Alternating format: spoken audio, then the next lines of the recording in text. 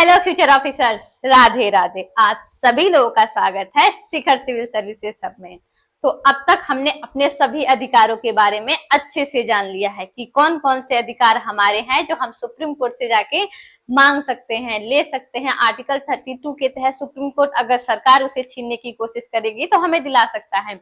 और कौन कौन से ऐसे अधिकार हैं जो राज्य की मर्जी पे निर्भर करते हैं। तो ये सारे अधिकार हमने अच्छे से जान लिया है। अब है कर्तव्यों की बारी, क्योंकि कर्तव्य भी पता ही होना चाहिए। आपको तो पता ही है, अधिकार विहीन कर्तव्य क्या होते हैं? निरर्थक होते हैं। और कर्तव्य विहीन अधिकार व्यक्ति को निरंकुश बना देते हैं। इसीलिए किसी को भी अपने अधिकार और कर्तव्य दोनों पता होना चाहिए। इसीलिए हमारे मूल संविधान में तो हमारे मौलिक कर्तव्यों को जोड़ा नहीं गया था। संविधान सभा के लोगों ने इसे मूल संविधान में नहीं शामिल किया था, लेकिन इसे बाद में महसूस किया गया कि लोगों को उनके कर्तव्यों को भी बताना पड़ेगा। बिना बताए आजकल कोई कुछ नहीं करता है। इसीलिए उन्हें उनके कर्तव्यों को याद दिलाना पड़ेगा कि आपके ये कर्तव्य हैं, आपको इनको करना है। इसीलिए 42वें संविधान संशोधन के द्वारा हमारे संविधान में क्या शामिल किया गया? मौलिक कर्तव्यों को शामिल किया गया। और किस समिति की सिफारिश पे इसे शामिल किया गया था? सरदार स्वरसिक समिति की सिफारिश पे इसे 42वें संविधान संशोधन के द्वारा हमारे संविधान में शामिल किया गया। ये हैं हमारे कर्तव्य और इन कर्तव्यों का पालन सबको करना चाहिए। लेकिन हम क्या कर्तव्य कोई अच्छा आप लोग हमें बताइए, क्या कोई भी काम हमसे कोई जबरदस्ती करवा सकता है? नहीं करवा सकता।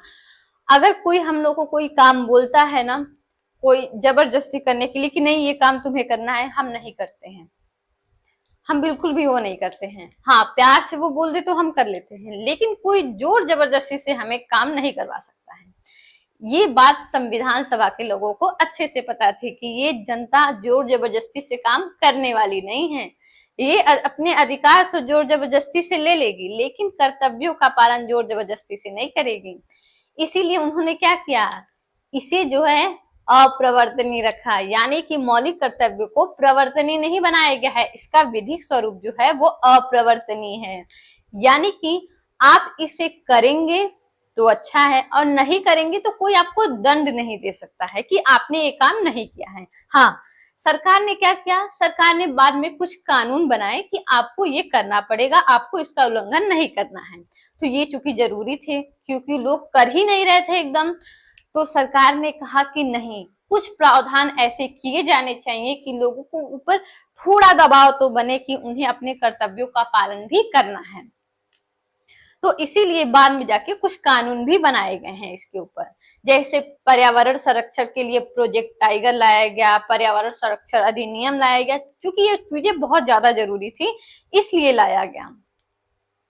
अब इसका हम संवैधानिक स्वरूप समझ लेते हैं, क्या है ये मौलिक कर्तव्य क्या है। तो देखिए, हमारे मूल संविधान में तो मौलिक कर्तव्य था ही नहीं, क्योंकि पहले महसूस ही नहीं हुआ कि लोग अपना काम ही नहीं करेंगे।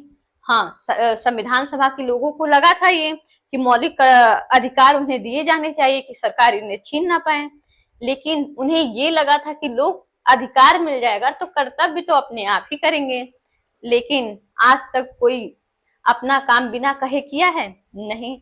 इसीलिए इसे 42वें संविधान संशोधन के द्वारा संविधान में शामिल करना पड़ा था, ताकि लोगों को ये बताया जा सके कि देखो आपके संविधान में है, ये लिखा हुआ है और आपको अपना कर्तव्य निभाना है।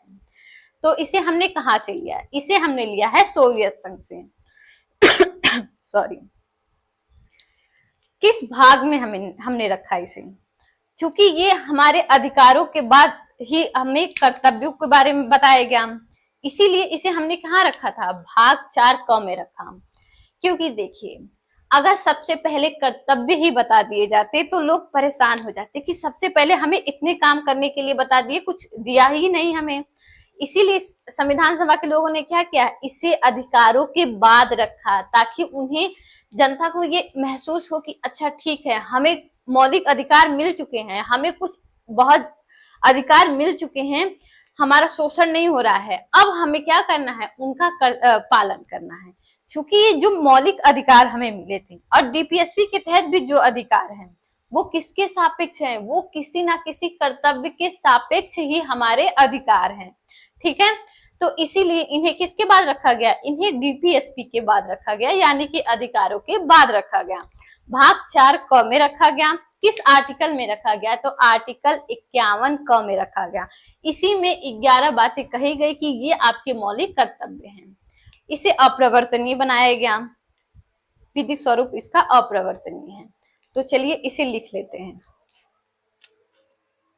तो कहां से लिया, सबसे पहले कहां से लिया, उसके बाद क्या आता है, आर्टिकल कौन सा है, भाग कौन सा है, सिफारिश किसकी सिफारिश पे आया था, पर आया, पहले कितने थे, पहले कितने थे,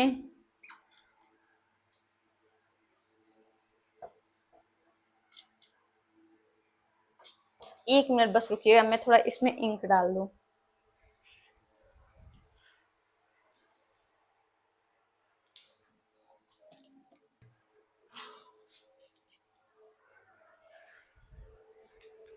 देखिए किस भाग में है, और यहाँ लिखते हैं पहले कितने थे, अब कितने हैं, वर्तमान में कितने हैं।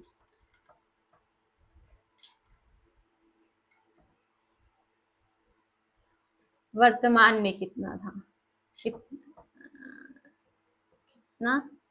है। ठीक है, देखिए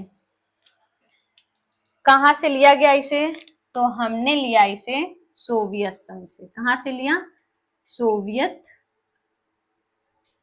संघ, वर्तमान का रूस कह सकते हैं आप। सोवियत संघ किस आर्टिकल में है, 51 क में है।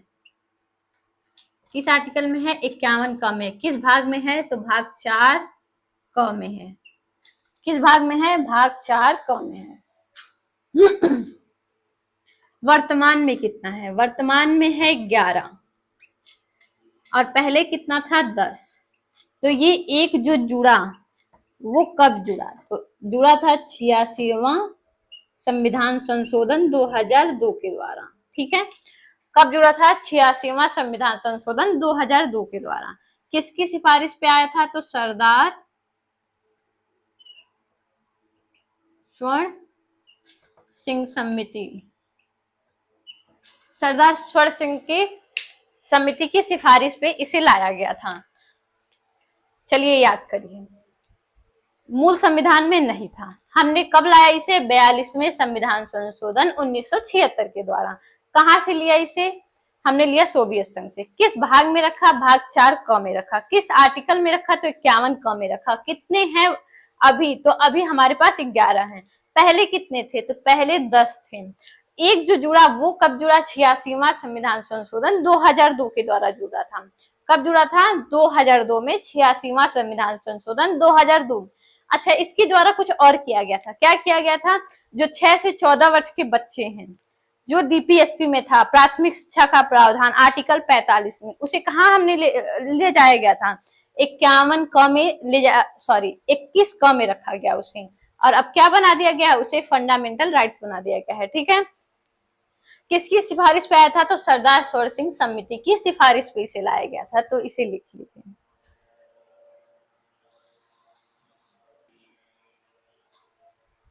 देखिए ये जो मौलिक कर्तव्य हमें सौंपे गए, ये कैसे थे, इनका विधिक स्वरूप कैसा है, अप्रवर्तनीय है। देखिए हमने यहाँ इसे लिखा ही नहीं, तो विधिक स्वरूप कैसा है, यहीं पे लिखते हैं, विधिक स्वरूप कैसा है, अप्रवर्तनीय है। ये अप्रवर्तनीय,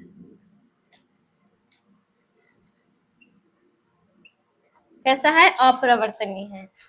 ये जो हमारे मौलिक कर्तव्य हैं, इनको संविधान में प्रवर्तनीय नहीं बनाया गया, यानी कि ये अप्रवर्तनीय है। लेकिन इसे संविधान में लिखा नहीं गया है कहीं कि ये अप्रवर्तनीय है। इसीलिए हमारे कुछ आलोचक जो थे वो बोले कि क्या फायदा इसे लाने का मौलिक कर्तव्य जब हम इसे लागू नहीं करवा सकते हैं। तो सुप्रीम कोर्ट के न्यायाधीश वेंकटचलैया जी ने बोला था कि ठीक है, हमारे संविधान में मौलिक कर्तव्यों को प्रवर्तनीय नहीं कहा गया है तो अप्रवर्तनीय भी नहीं कहा गया है, यानी कि इसे अगर हम जबरदस्ती लागू नहीं करवा सकते हैं तो लोगों के मन में ये भावनाएं जगा सकते हैं कि क्या किया जाए, लोग अपने कर्तव्यों का पालन करें और इसके लिए कुछ कानून भी बनाए जा सकते हैं। ये हमारे सुप्रीम कोर्ट के न्यायाधीश ने कहा था और बाद में इसके लिए एक समिति भी बनी थी। कौन सी समिति बनी थी? जेएस वर्मा समिति बनी थी और इस समिति ने मौलिक कर्तव्यों के लिए कुछ रिकमेंड भी किया था कि ये अगर हम काम करें तो मौलिक कर्तव्य को लोग थोड़ा गंभीरता से लेंगे। ठीक है, चलिए तो अब हम देख लेते हैं वो 11 मौलिक कर्तव्य कौन कौन से हैं।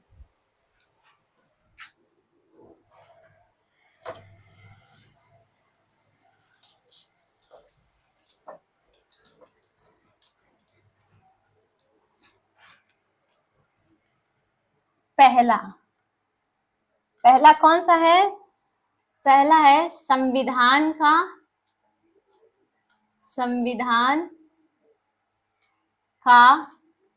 पालन करें और उसके आदर्शों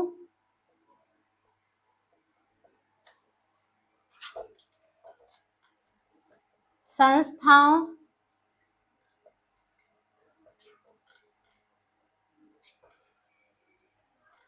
राष्ट्रध्वज और राष्ट्रगान का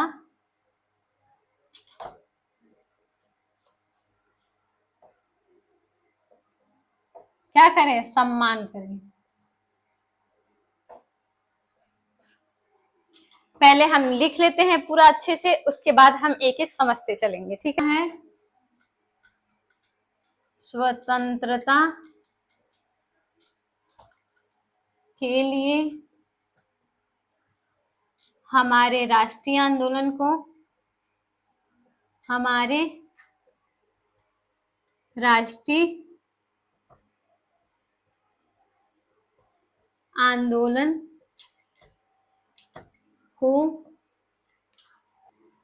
स्वतंत्रता के लिए हमारे राष्ट्रीय आंदोलन को प्रेरित करने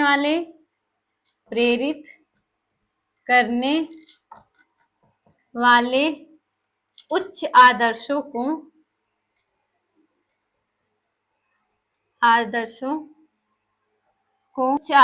को हृदय में संजोए रखें और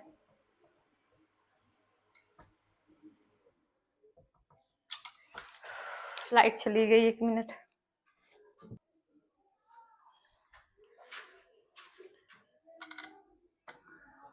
उनका पालन करें। तीसरा है भारत की एकता,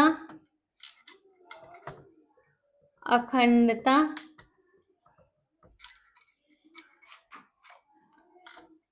की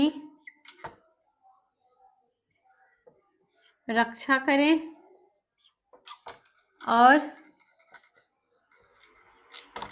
उसे अक्षुण्ण रखें। क्या? अक्षुण्ण बनाए रखें।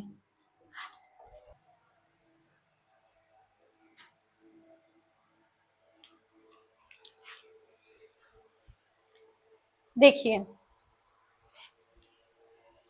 अभी हमने लिखा है 3। पहला है संविधान का पालन करें और उसके आदर्शों, संस्थाओं, राष्ट्रध्वज और राष्ट्रगान का। यहाँ एक चीज ध्यान रखिएगा, यहाँ राष्ट्रगान दिया है, राष्ट्रगीत नहीं दिया है।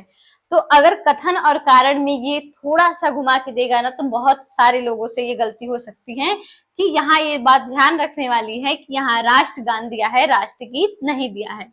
तो पहला क्या है हमारा, संविधान का पालन करें, अपने संविधान का पालन करें, और क्या, उसके आदर्शों का, उसकी संस्थाओं का, राष्ट्र ध्वज का और राष्ट्रगान का क्या करें, सम्मान करें। दूसरा क्या है, स्वतंत्रता के लिए हमारे राष्ट्रीय आंदोलन को प्रेरित करने वाले उच्च आदर्श जो हैं उनको क्या करें, हृदय में सजो के रखें और उनका पालन करें। तीसरा क्या है, भारत की एकता को, भारत की संप्रभुता को, भारत की अखंडता को क्या रखें, उसकी रक्षा करें, और क्या करें, उसे अक्षुण्ण बनाए रखें। ये हमारे मौलिक कर्तव्य हैं, पहला, दूसरा और तीसरा, और इसे इसी सीक्वेंस में याद रखिएगा। पहला क्या है, संविधान का पालन करें, उसके आदर्शों, संस्थाओं, राष्ट्रध्वज, राष्ट्रगान, याद रखिएगा, राष्ट्रगीत नहीं है, राष्ट्रगान का सम्मान करें। दूसरा क्या है, दूसरा है स्वतंत्रता के लिए राष्ट्रीय आंदोलनों को प्रेरित करने वाले, क्या है, स्वतंत्रता के लिए राष्ट्रीय आंदोलनों को प्रेरित करने वाले उच्च आदर्शों को हृदय में सजो के रखें और क्या करें, उनका पालन करें। तीसरा क्या है, तीसरा है हमारा कि भारत की एकता को, अखंडता को बनाए रखें और उसे अक्षुण्ण बनाए रखें, उसकी रक्षा करें, उसे खंडित करने के बारे में नहीं सोचें। ये है हमारा तीसरा। तो आप इसे लिख लीजिए, फिर बता देते हैं।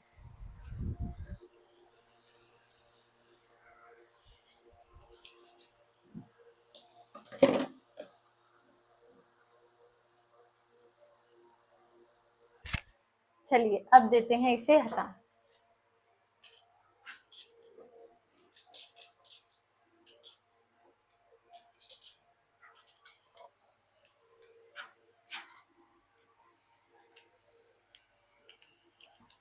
अब चौथा है देश की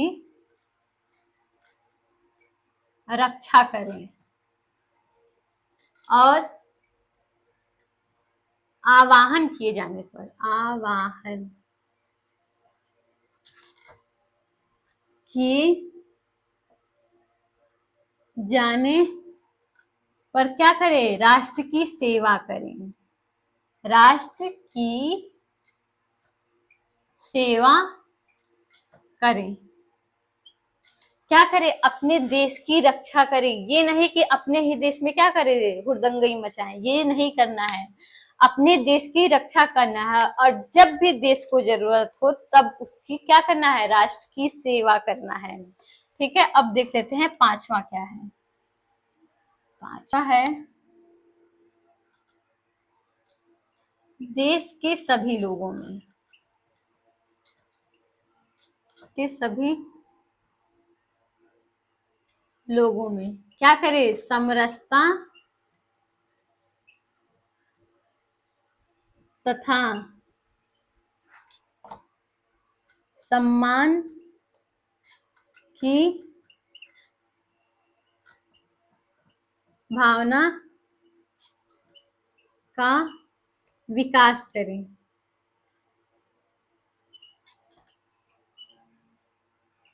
विकास करें जो क्या हो, जो किसी भी धर्म, भाषा और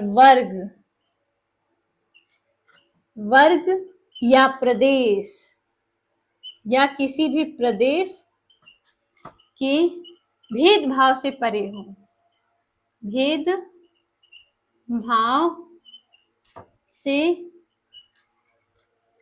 परे हो। वेट,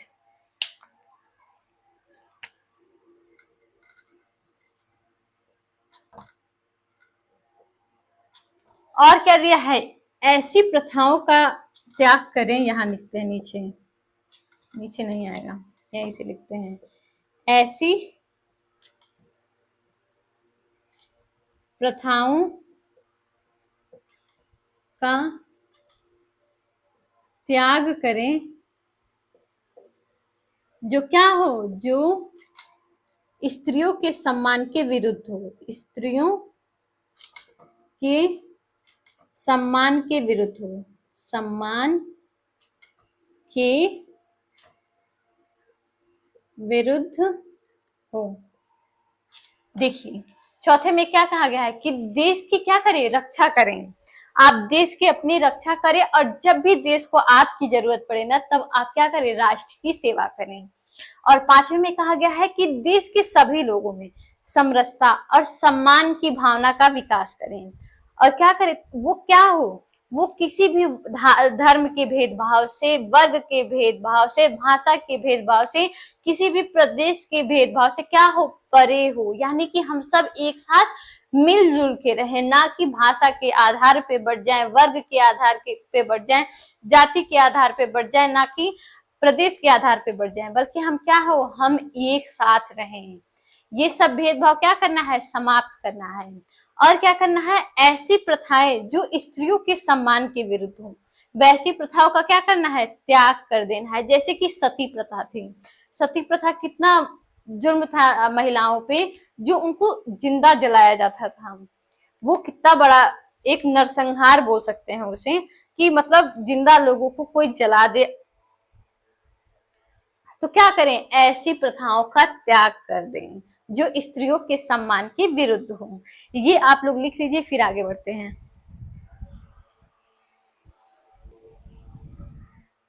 चलिए अब आगे बढ़ते हैं। अब क्या है, अब है छठवां। इसमें क्या कहा गया है, हमारी सामसिक संस्कृति, सामसिक संस्कृति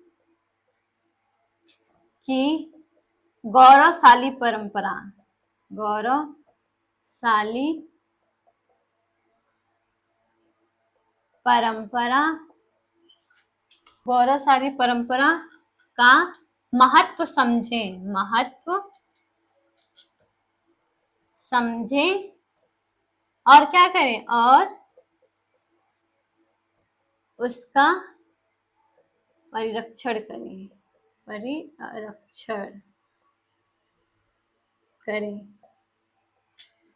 हमारी सामसिक संस्कृति जो है, यानी कि जो हमारी प्राचीन सभ्यता है, उसका क्या करें, उसको, वो हमारी गौरवशाली परंपरा जो है, हमारी जो सामसिक संस्कृति है, जो हमारी पहचान है। भारत देश की पहचान क्या है, भारत देश की पहचान उसकी संस्कृति है, उसकी सभ्यता है।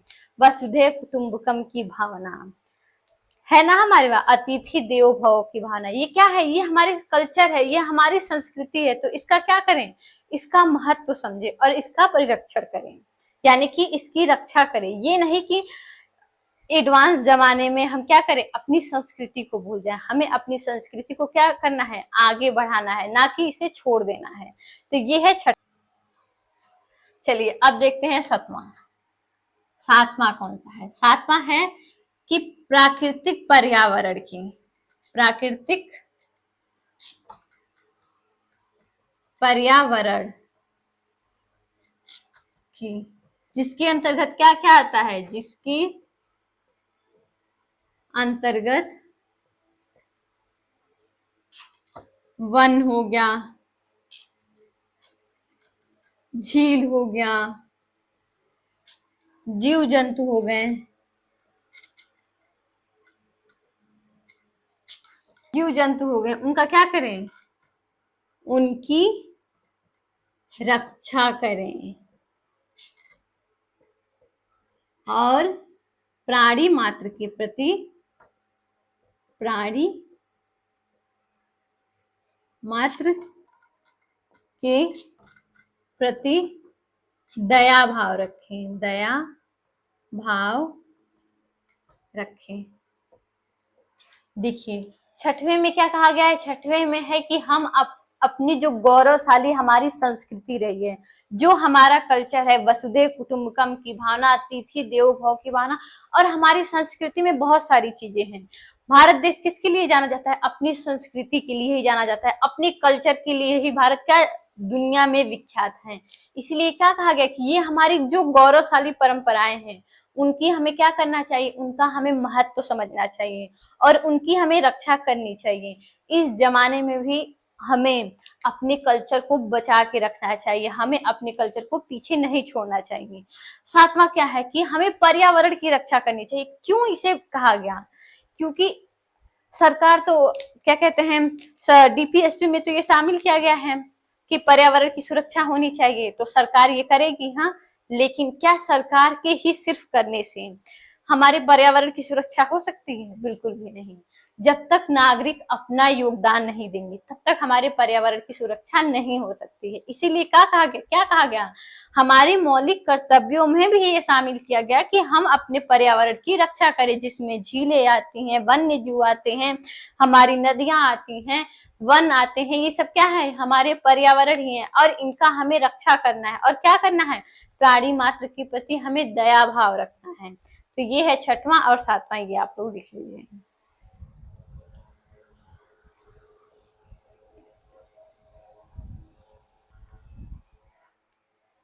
चलिए अब इसे भी देते हैं हटा।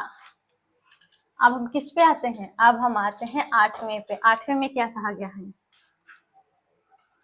आठवां वैज्ञानिक दृष्टिकोण।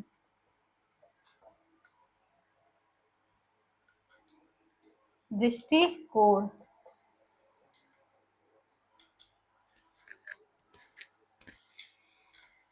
मानववाद और ज्ञानार्जन ज्ञानार्जन तथा सुधार की भावना का, सुधार की भावना का विकास करें, विकास करें। और नौवां क्या है, सार्वजनिक संपत्ति की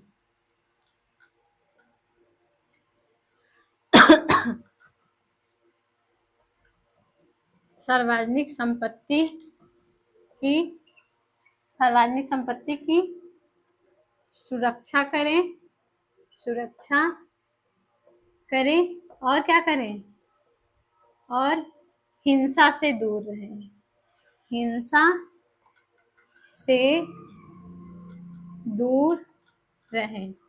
सार्वजनिक संपत्ति की देखिए देखिए आठवें में क्या कहा गया है कि ठीक है, हमें अपनी संस्कृति की रक्षा करनी है, उसे आगे बढ़ाना है और साथ ही साथ हमें और क्या करना चाहिए, वैज्ञानिक दृष्टिकोण को अपनाना है, मानववाद को अपनाना है और सुधार की भावना पे विकास करना है।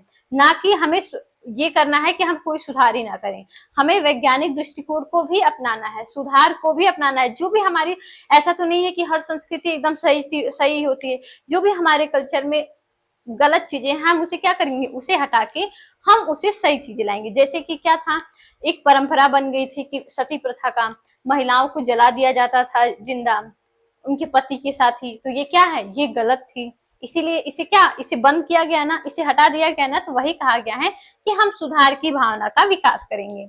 और नौवीं में कहा गया है कि हम सार्वजनिक संपत्ति की रक्षा करेंगे और हिंसा से दूर रहेंगे।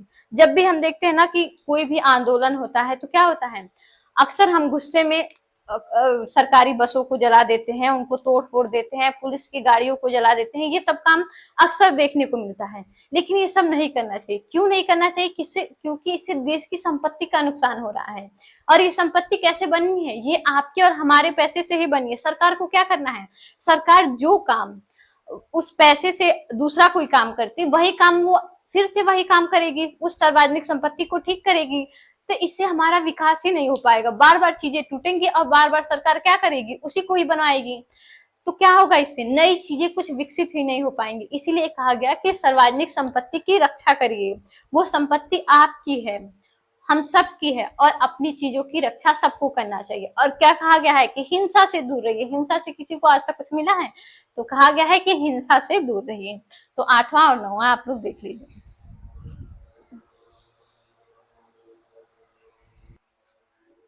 चलिए अब देते हैं इसे हटा।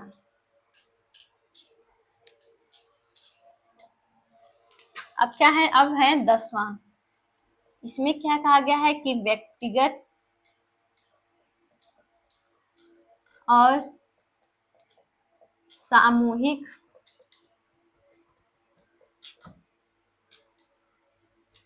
व्यक्तिगत और सामूहिक गतिविधियों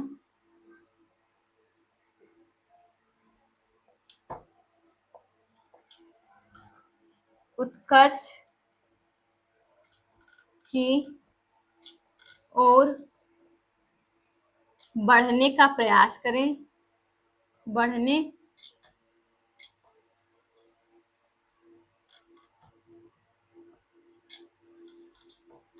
बढ़ने का प्रयास करें, ताकि क्या हो, ताकि राष्ट्र भी विकास के मार्ग पे आगे बढ़ सके, विकास के मार्ग पर आगे बढ़ सके। 11वां में क्या कहा गया है, देखिए 11वें में क्या कहा गया है, 11वें में कहा गया है कि माता पिता या संरक्षक, जो बच्चों के साथ रहते हैं, संरक्षक 6 वर्ष तक के बच्चों की 6 वर्ष की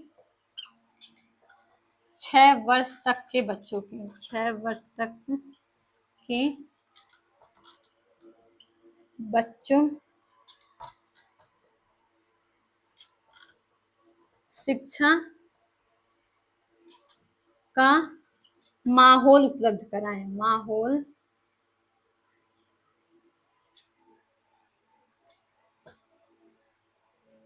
उपलब्ध कराएं।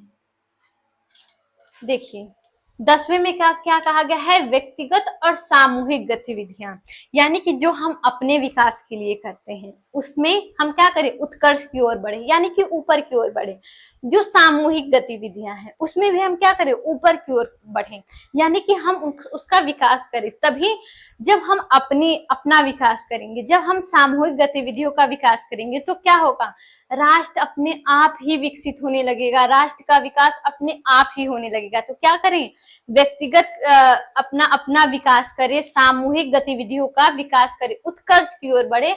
इसका ये 10वें में कहा गया। और 11वें में कहा गया है कि माता पिता जो हैं या जो बच्चों के संरक्षक है वो क्या करें, जो 6 वर्ष तक के बच्चे हैं उनके लिए शिक्षा का माहौल उपलब्ध कराएं। ये कहा गया है 11वें में। और इसे कब जोड़ा गया था, तो इसे जोड़ा गया था 2002 में। कब जोड़ा गया था, 2002 में, 86वां संशोधन द्वारा 2002 में इसे जोड़ा गया था। 11वें, हाँ क्या कहते हैं, मौलिक कर्तव्य को। तो आपने अपने मौलिक कर्तव्यों को अच्छे से समझा, आपने अपने मौलिक कर्तव्य को, ये 11 जो मौलिक कर्तव्यों को अच्छे से आपने समझ लिया है। अब सिर्फ समझना नहीं है, इसे इसी सीक्वेंस में याद रखिएगा, क्योंकि एग्जाम में जब भी देता है ना, इसका सीक्वेंस पूछ लेता है कि कैसे इसका क्रम है, तो ये क्रम से एकदम याद कर लीजिएगा। और सिर्फ सुनिएगा नहीं, याद कर लीजिएगा। और याद ही मत करिएगा, अपने कर्तव्यों का पालन भी करिएगा, क्योंकि ये देश हमारा है और हमें अपने राष्ट्र को विकसित करने के लिए क्या है, सिर्फ सरकार नहीं कर सकती है। किसी भी चीज का अगर विकास करना है तो वो सामूहिक तरीके से किया जा सकता है।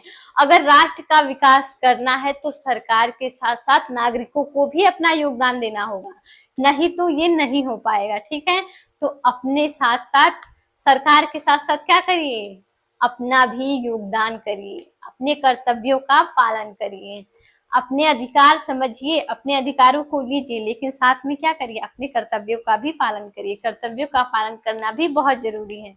तो देखिए ये आप लोग लिख लीजिए। उसके बाद देखिए एक वर्मा समिति बनी थी, उसकी कुछ प्रावधान है, वो मैं आपको बोलकर बता देती हूँ बस। ठीक है, कि देखिए वर्मा समिति क्यों बनाई गई थी। वर्मा समिति के बनाए जाने के पीछे रीजन ये था कि बहुत से लोग ऐसे हैं जो मौलिक कर्तव्यों के बारे में जानते ही नहीं है, अपने कर्तव्यों के बारे में जानते ही नहीं है, और बहुत सारे ऐसे लोग हैं जो कर्तव्यों के बारे में जानते हुए भी उसका पालन नहीं करते हैं।